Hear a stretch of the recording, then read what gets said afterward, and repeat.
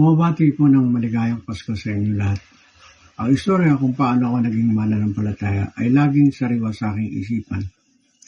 Ilang beses ko na itong naihayag at hindi nagsasawang ulit-ulitin. Para sa akin, ito ang pinakamahalagang pangyayari sa aking buhay. Ako ay sinilang sa Maynila. Lumaki ako sa lugar ng Sampaloc na noon ay maaliwalas at may karangyaan. Ang mga kapitbahay namin ay mga prominenteng pamilya, mga Ligarda, mga Lopezes, Soriano, Biado. Kaya ang aking mga kababata at kalaro ay may masaganang mga buhay. Bagamat kami hindi mayaman, ang kultura ng lugar at mga tao sa paligid ang naghubog sa aking kamalayan. Masasabi nga na it was a carefree, happy, easy way of life. Smoothly, I glide through life, switching from youthful adventures and school until I finally finished university with a degree in Bachelor of Science, major in accounting. Because of good scholastic record, I found it easy to land on good jobs. And at age 20, I worked at the National Defense as an executive assistant. Then at age 27, I transferred to the Bangko Sentral ng Pilipinas, working as a bookkeeper. Dahil sa magandang pangyayari noon, meron akong kaisipan na ako ay pinakabura ng tagana. That's how I see life. I think of myself as lucky for destiny favored me. Of course, I know there is a form of deity called God, but having no true relationship with Jesus then, I thought of God as someone like those mythical figures found in literature or world history books. Para sa akin, lahat ng magandang nangyayari ay dahil lamang sa tagana. Pagdating ng edad 30, nasasabi kong ako'y ganap na sa buhay. A self-made man, namamasukan sa isang maganda at prestigyosong institusyon, may outside investment, may mayayaman at may influensyang kaibigan, at sapat na ari-arian. Ngunit habang tinatamas ako ang kasaganang ito, meron din na bago sa aking pagkatao. Yung dating simpleng buhay ay naging maluho at mayabang. Habang dumadami ang laman ng bulsa, dumadami ang hinahanap ko, lalo na yung may kinalaman sa mga bagay na nagpapasaya sa akin. Ang buhay ko ay umiikot lamang sa apat na yugto: trabaho, laro, barkada, at kalayawan. Halos wala akong panahon sa pamilya at mga mahal sa buhay. Lalong walang panahon sa pagsisimba, sa pagdadasal sa Panginoon. Hindi nagtagal, lalong dumami ang aking pinagkakabalan. Pinuha akong industrial partner ng isang minahan sa Bataan. Mahigit isang dekada akong namamayagpag sa kasaganaan at kalayawan. Dahil sa kagustuhan kong huwag matigil ang masasayang oras sa mga bagay na inaakala kong makabuluhan, natuto rin akong gumamit ng illegal na gamot. Gusto ko palaging gising. I want to enjoy life to the fullest. But along the way, some dramatic changes disrupted what I call blissful life. Taong 1989, dahil sa pagtatalo namin ng direktor ng Gold Refinery, ako'y nag-resign bilang Materials Control Officer ng Bangko Sentral. Naging mayabang ako dahil alam ko na mas malaki ang kinikita ko pag ako'y nasa labas. Hindi lamang ang sweldo sa Central Bank na inaasahan ko dahil malaki ang kita ko sa labas. Agad naman akong kinuha ng korporasyon na may minahan bilang operation manager at binigyan ako ng tirahan sa gusto kong lugar. Alam niyo pinili ko? Olongapo. Dahil malapit sa Bataan at mahilig ako sa live music at nightclub. Again, with a little ease, life goes on. Kasama ko si Agnes at mga bata at nag-i-enjoy kami sa Olongapo habang nag-iintay ng malaking investment galing sa Japan na alam naming sasapat para mapatakbo ang minahan ng todo-todo. Taong 1990 may nangyari. May malakas na lindol at nasira ang minahan, umatras ang Japanese investor, at ang inaasahan namin 200 milyon na ipinangako ay naglaho. Parang wala lang. Hindi nila ipinadala ang sinasabi nilang 200 milyon dahil nga nag-collapse ang minahan.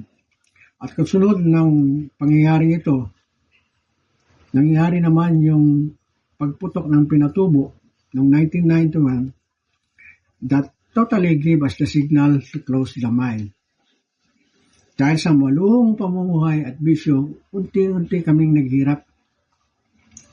Sunod-sunod na malalaking problema sa amin ay dumaan. Naging dahilan para kami ay magsanla ng mga ari-arian. Bumalik kami sa Maynila na walang-wala. Walang matuluyan, walang pera. Pareho kami ni Agnes na walang trabaho at nakikituloy lamang kami sa mga kaibigan. Lilipat sa isa, maninirahan sa isa. Sa aming mga kapamilya, sa aming mga mahal sa buhay, hindi kami makaharap dahil sa kahihiyan. Mula sa maranyang buhay na ito, kami ay nakaranas ng pagtarahok, pagkawala ng rangya. Ito po ang naging turning point, physical na manifestasyon kung paano ako pumapunta sa ilalim. We live in dire poverty, in a place where it gets muddy. Pagkagahapon po o maulan, ito ay nagpuputik. Natutunan namin mamuhay na ang pagkain namin ay noodles at kanin to be our food subsistence. We use plastics, utensils, yung mga nakukuha ba sa Jollibee. Kasi hindi namin mabibili. Hindi ka makabili ng tunay na kutsara at tinidor. At maraming beses na ako parang namamalimos na sa aking mga kaibigan. After going to usual places, nakakaranas kami ng mga kahihiyan. So we decided to stay inside because we look miserable. Ang pakiramdam ko ay parang sinumpa, pinagtaksilan ng tadhana. Mabuti na lamang, paminsan-minsan may trabaho si Agnes at nadadalaw niya si Nanay at si Kuya John sa Marikina at pag-uwi ay may parang ayuda. Meron kaming makakain na mas maayos-ayos. Isang umaga, Marso ng 1993, habang ako ay pabalik sa higaan galing sa banyo, naramdaman kong may pagkahilo. Isang saglit lang, hindi ko maigalaw ang aking kanan paa at mga kanang kamay. Immediately, it came to mind na ito ay atake or heart stroke. Slowly, I find myself gasping for breath. Hindi na po ako makahinga. Para bang may sumasakal na sa akin. Kulang na ang hangin na pumapasok sa akin. Agnes was in panic, seeing me gasping for air. Iyak nang iyak, hindi alam ang gagawin. At ako naman po ay helplessly, I just look at the ceiling, nakatingala, waiting for that last breath. But suddenly, I think of God. Naisip ko ang Diyos.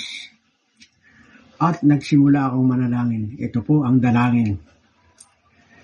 Sabi ko po, Lord, tulungan mo ako. Kung bibigyan mo ako ng pagkakataon, I will serve you. Maglilingkod ako sa iyo. Nagawa kong manalangin pero hindi ko lubos maunawaan. Yung sinabi kong, I will serve you, magsisilbi ako. Pagkatapos na maikling dasal na yon, bumalik na ako sa kaayusan. Ang hininga ko ay naging normal na. Dahan-dahan ding naigalaw ang mga kamay at paa at binti. Pagdating ng tanghali, nandoon na po ako sa labas ng kalye, sa bangketa, naninigirilyo. At nagmumuni-muni, ano ba yung nangyari sa akin? Lumipas ang mga araw, gusto lang tanong sa akin lahat ng nangyari. Pero merong isang malinaw. Masidhi ang aking pagnanasang magpasalamat sa Diyos. Gusto kong palaging nagsisimba. Kaya sa mga sumunod na araw, kami ni Agnes ay nagsimulang magsimba. Hindi lamang sa linggo, kundi araw-araw. Lunes, nandun kami sa San Anton. Martes, nasa Loreto. Merkules, siyempre, Baclaran. Thursday, nandun kami sa St. Jude. At Biyernes, Quiapo. Sabado, sa Santo Domingo. At Linggo, dun sa aming parish church na kung tawagin namin ay Holy Trinity. Kung noon, ang tanging isip ko ay rangya sa buhay. Ngayon, matapos ng atake na to o ng stroke na ito, ang salubin ko ay makilala ang Panginoon. Maraming buwan na ganito kami ni Agnes. Pinilit na hinanap ang paraan mapalapit sa Panginoon. Hindi nagtapos sa 7 simbahan na aming pinupuntahan. We also started attending activities of El Shaddai, Oasis of Love, sa Christ the King, and Couples for Christ. Sa dinami-rami ng pagsisimba at pagdalo ng mga reliyosong activity na ito, ang pakiramdam namin ay parang kulang. Parang uho pa rin kami. Summer of 1993, an old friend who worked as a landscape architect of the Palace of Brunei came home, loaded with money, and he wants to open up something. Parang gusto niya magkaroon ng negosyo rito sa Pilipinas. Through the instigation of his brothers, he invited me to help him set up a business that I could run.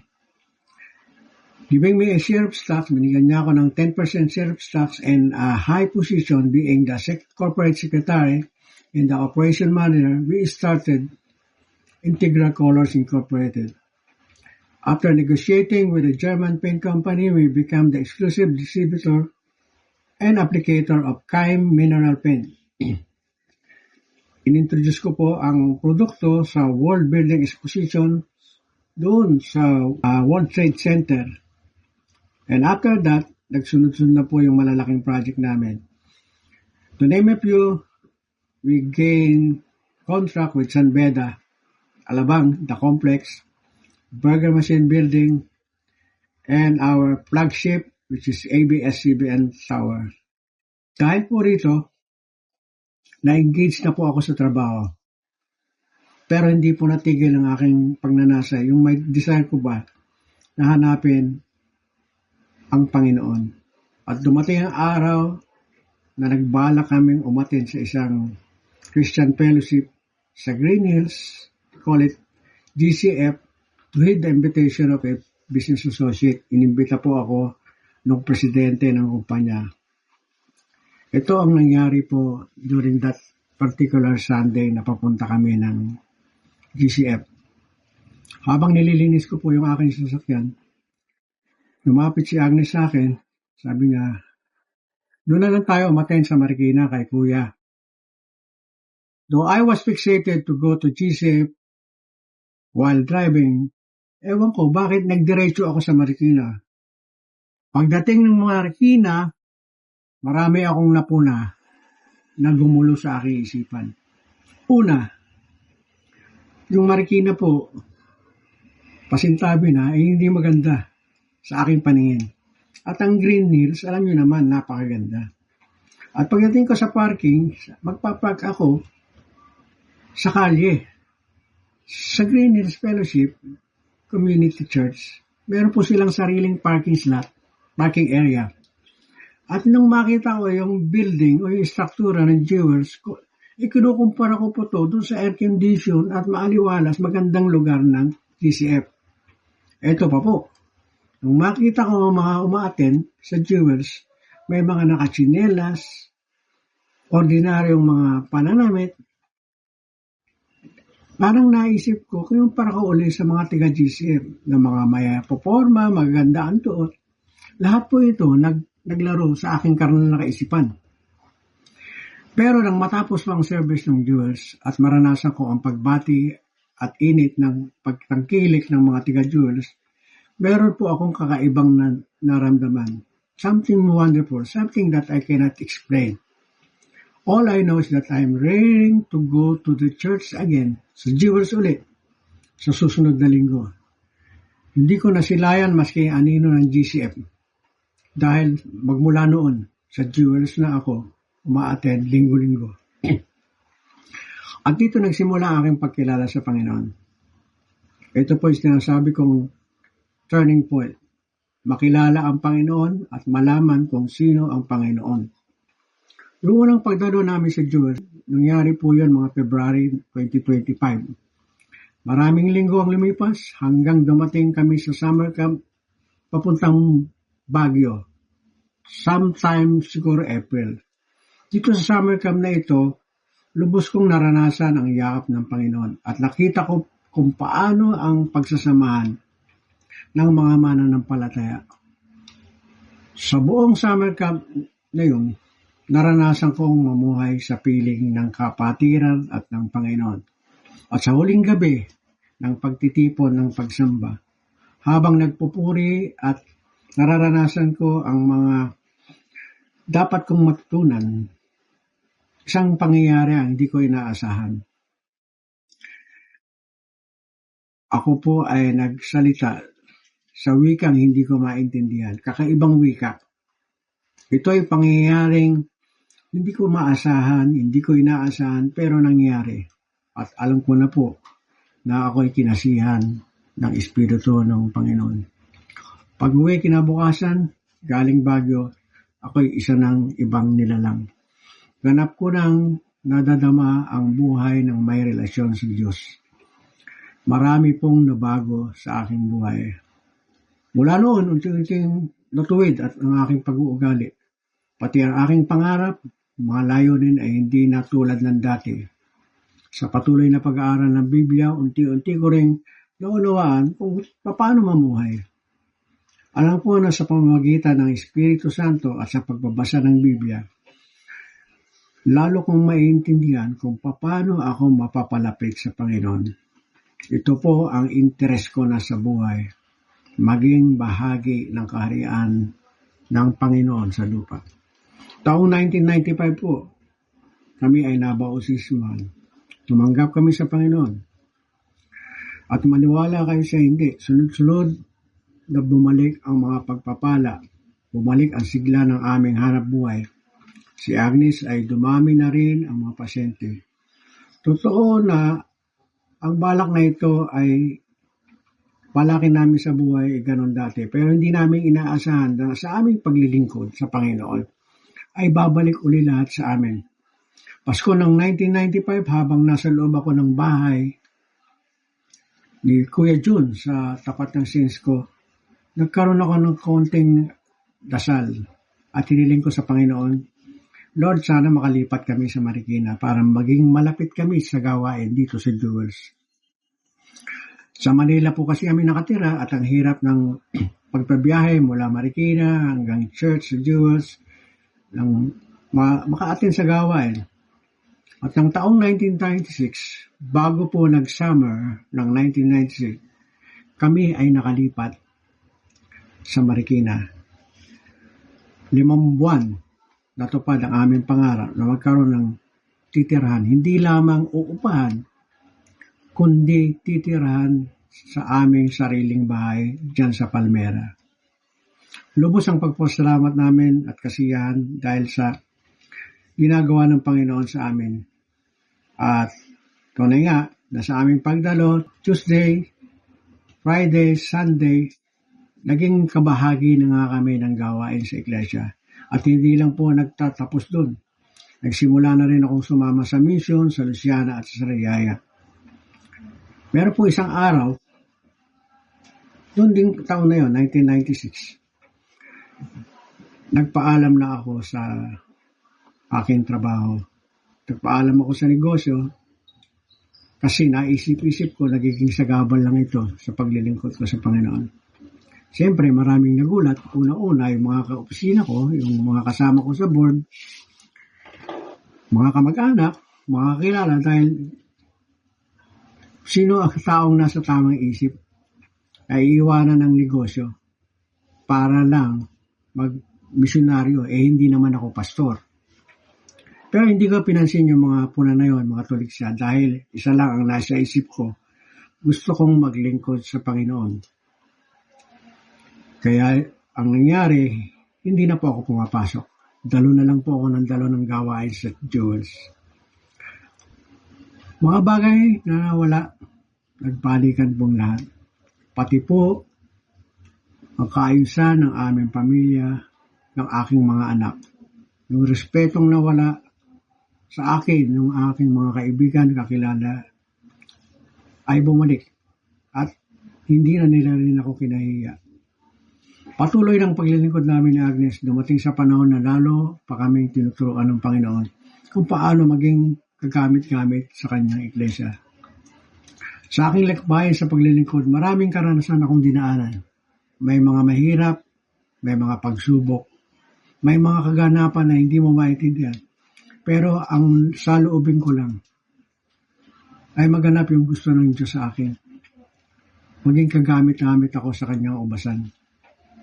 Magmula sa Jewels, dinala ako ng Panginoon sa iba-ibang gawain at sa iba-ibang lugar upang ganapin ang mga itinakda niyang gawain.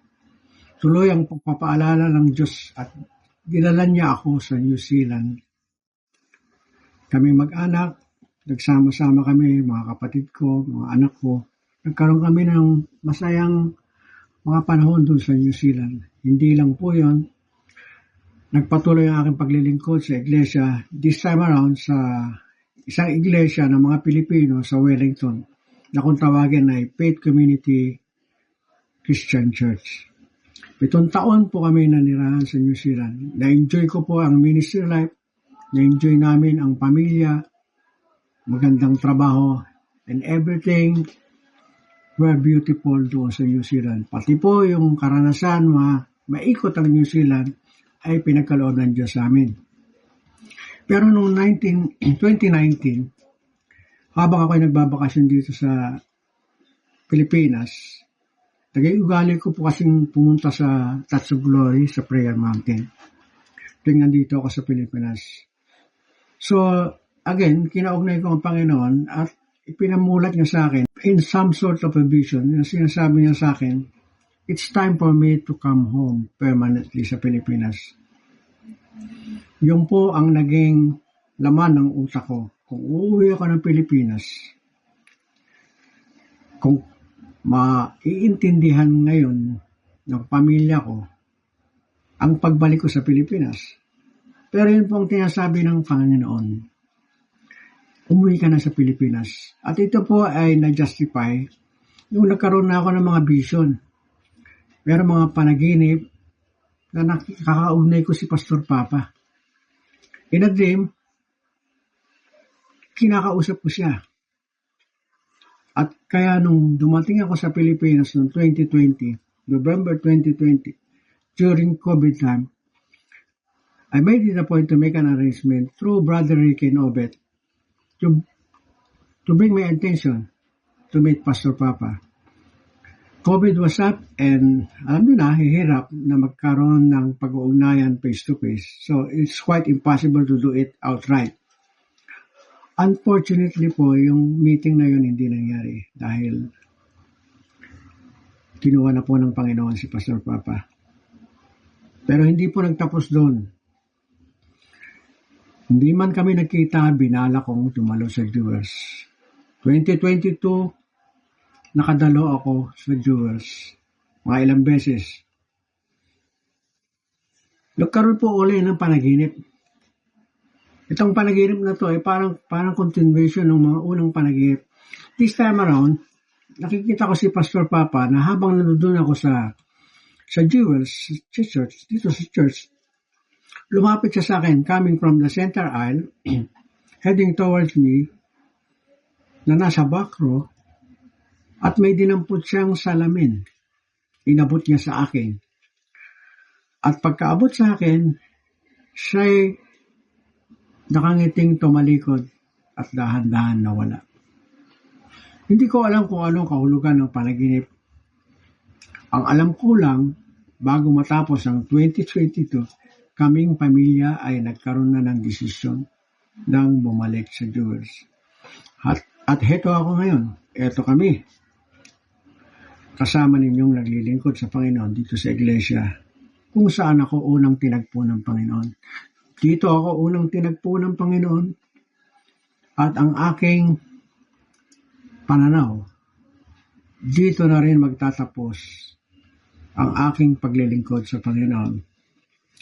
It gives me much, hindi ko masabi, pero it gives me much joy. At yung joy po na yan, naglilinger every time na nagkakaroon ako ng partisipasyon sa mga gawain. Right now po, ako po ay nabigyan ng tungkulin ng ating pastor na maging kabahagi ng mission work sa Pangasinan. At ito po ay aking lubos na pinasasalamatan. Salamat sa Panginoon. Salamat sa iglesyang ito. At muli ay nanumbalik po yung sigla ng aming buhay. Hindi lang buhay na pisikal, kundi ang buhay na espiritual. Pagpalain po tayo ng Panginoon. Maraming salamat po.